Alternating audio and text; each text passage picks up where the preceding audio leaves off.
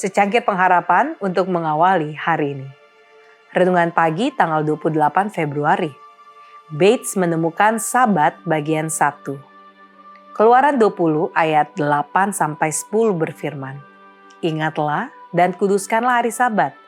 6 hari lamanya engkau akan bekerja dan melakukan segala pekerjaanmu. Tetapi hari ketujuh adalah hari Sabat Tuhan Allahmu." Umat Gereja Masehi Advent hari ketujuh menganggap Joseph Bates sebagai Rasul Sabat. Namun, kita perlu bertanya, bagaimana ia menemukan topik tersebut? Jawaban atas pertanyaan itu memiliki lebih dari satu alasan. Salah satunya adalah, sejak awal ia menjadi Kristen, ia telah memelihara hari Minggu sebagai hari Sabat. Bahkan hingga memaksakan keyakinannya itu kepada awak kapalnya ketika ia menjadi kapten kapal. Hal kedua, tentu saja melibatkan pembelajarannya tentang nubuatan. Lagi pula, seorang pelajar kitab Wahyu tidak akan kesulitan melihat pada akhir zaman perintah-perintah Tuhan harus ditaati. Lihat Wahyu 12 ayat 17 dan Wahyu 14 ayat 12.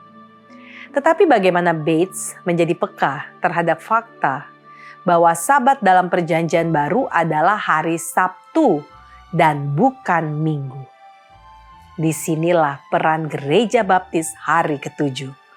Kelompok itu tidak pernah menjadi kelompok penginjil yang agresif. Pada tahun 1840, hanya ada sekitar 6.000 orang anggotanya di Amerika Serikat. Dan pada tahun 2000, jumlah mereka menyusut menjadi 4.800.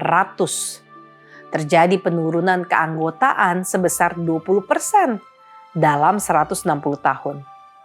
Tentu saja penginjilan tidak pernah menjadi prioritas mereka. Namun setidaknya pada satu waktu dalam sejarah mereka pernah menjadi agresif. Sesi General Conference tahun 1841 menyimpulkan bahwa Tuhan mengharuskan adanya penginjilan secara khusus untuk topik mengenai hari Sabat. Kemudian pada tahun 1842, Merlin Burke melaporkan mengenai lembaga penerbitan denominasi tersebut, mulai menerbitkan serangkaian traktat dengan tujuan memperkenalkan Sabat kepada masyarakat Kristen. Sekali lagi, pada sesi General Conference tahun 1843, mereka memutuskan kembali bahwa adalah tugas serius bagi mereka untuk mencerahkan sesama warga negara mereka tentang topik Sabat hari ketujuh. Upaya mereka membuahkan hasil positif.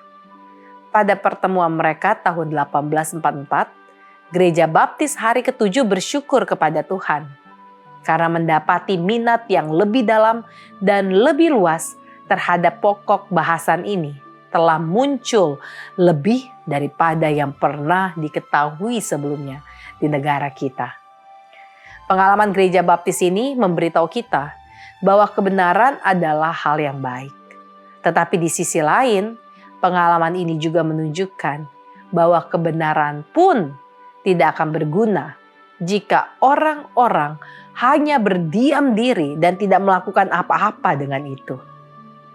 Hanya setelah mereka membuat keputusan secara sadar untuk membuat cahaya mereka mengenai topik tersebut bersinar, barulah banyak hal mulai terjadi.